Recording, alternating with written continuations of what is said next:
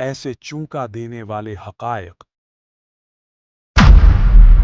क्या आप जानते हैं एशिया में सबसे पहली स्ट्रीट लाइट 1905 में लगाई गई थी और वो भी भारत के शहर बंगलौर में।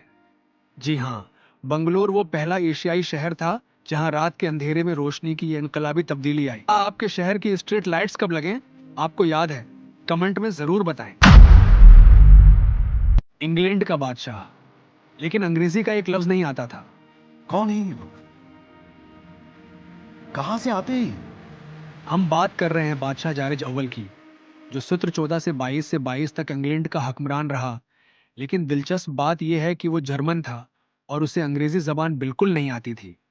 तसव्वुर करें, एक बादशाह जो अपनी राया की जबान ही ना समझे। क्या आपको कोई ऐसी शख्सियत याद है जिसने बगैर जबान जाने बड़ा कारनामा अंजाम दिया हो?